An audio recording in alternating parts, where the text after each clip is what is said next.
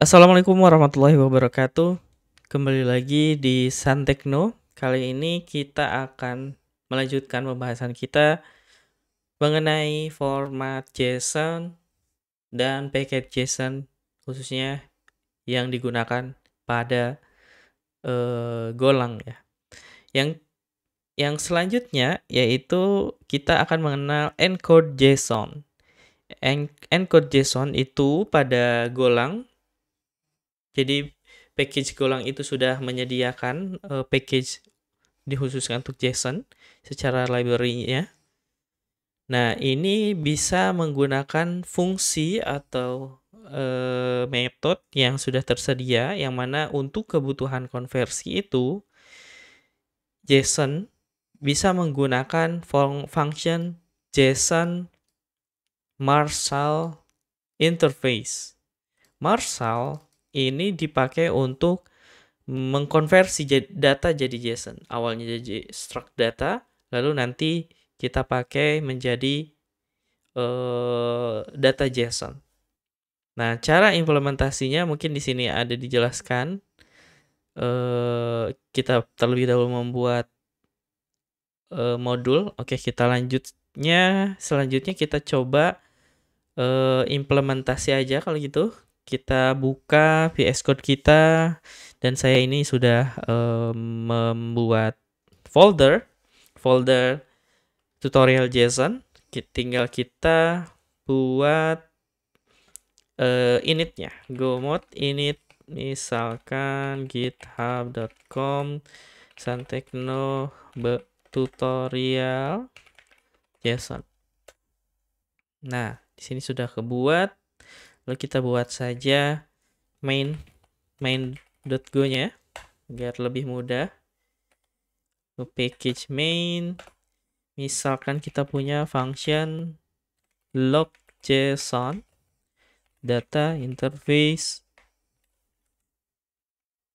string. Jadi tadi setelah kita lihat bahwa untuk melakukan data formatting dalam bentuk JSON itu kita menggunakan JSON Marshall Interface. Berarti nanti yang dikirim adalah datanya, interface-nya kita handling. Kalau misalkan ada sesuatu yang salah, kita buat panic aja. Panic error.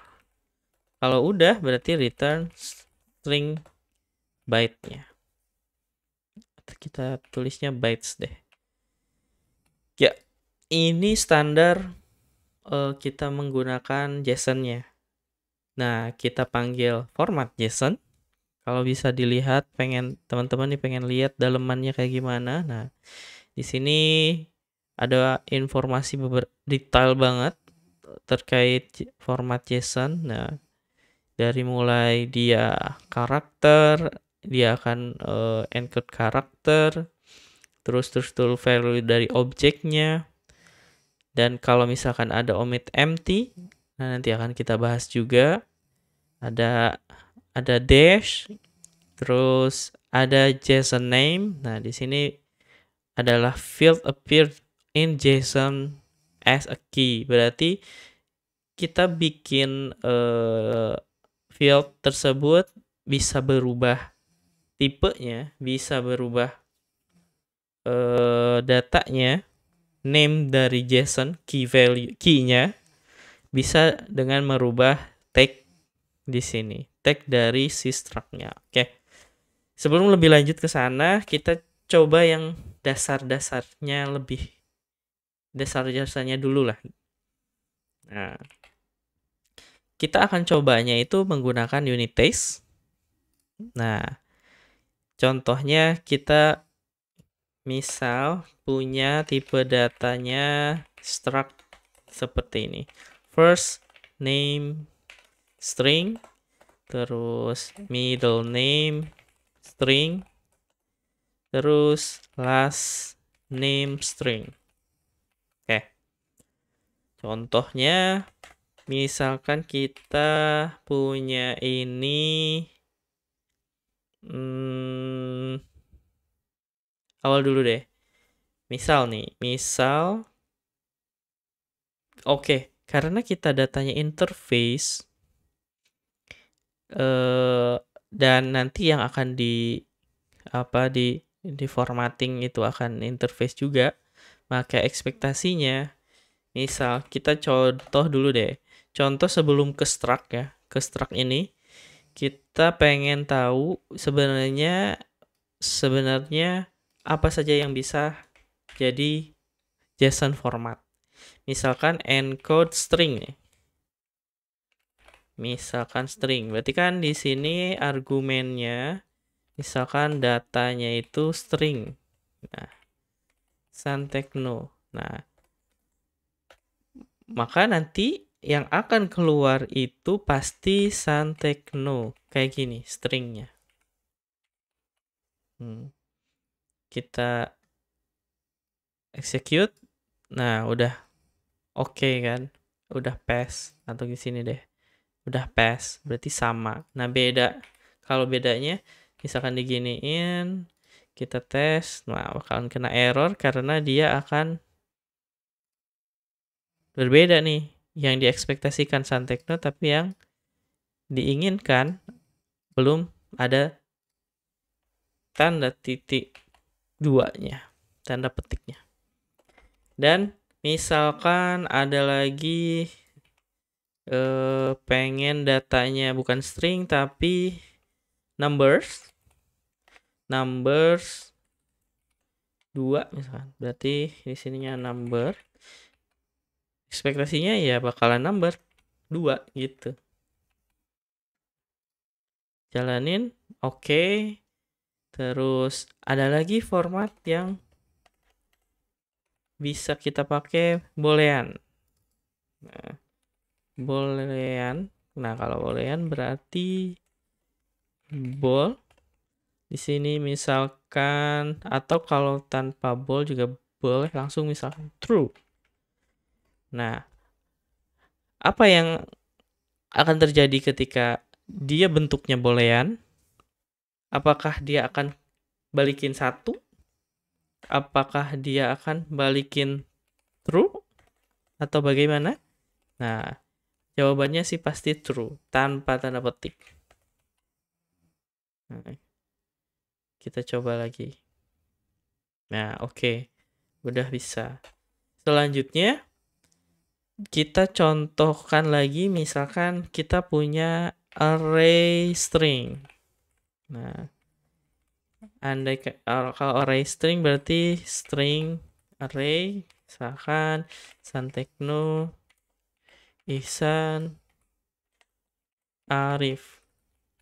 Nah, berarti bagaimana balikannya yang akan dikeluarkan dari convert JSON tersebut? Yang pasti, yang sebelumnya pernah kita jelaskan, kalau misalkan di dalam format JSON, jika ada array, kalau di sini array string, maka kalau ada array value, kita pasti awalnya itu menggunakan kurung siku. Gini, kurung siku terbuka dan kurung siku tertutup. Dan isinya berarti ini karena string bakal kayak gini. Santekno, Ihsan, Arif. Nah, jadi datanya itu akan ada di dalam dan formatnya akan seperti ini. Kurung buka dan kurung siku tertutup. Enter, maka akan oke. Atau kalau di sini jalanin oke. Dan satu lagi, nah terkait dengan struktur ini, nih struktur JSON data. Karena ini mempunyai struct, tipe data struct, nah kita atau objek, biasanya kadang dibilang sebutnya objek. Berarti misal nih ya, berarti kita pakainya data struct. Nah, first name-nya misalkan Ihsan, middle name-nya Arif, dan last name-nya adalah Rahman. Misal ya ini. Maka di sini sesuai sama penjelasan sebelumnya, kalau misalkan objek berarti pasti ada kurung kurawal terbuka dan kurung kurawal tertutup. Dan key value-nya itu sama halnya seperti key value dari struct-nya. Misalkan di sini berarti first name berarti Ihsan, terus middle name Arif, last name Rahman. Nah, harusnya ekspektasinya seperti ini. Datanya first name, middle name, dan last name. Kita coba saja jalankan. Oke, semuanya benar. Atau kalau misalkan pengen tahu kesalahannya bisa dicek tambah A.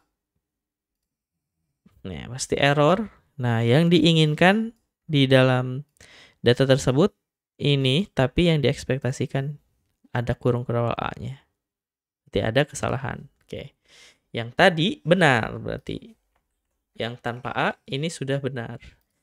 Oke. Jadi sudah kebayang ya bagaimana format dari JSON.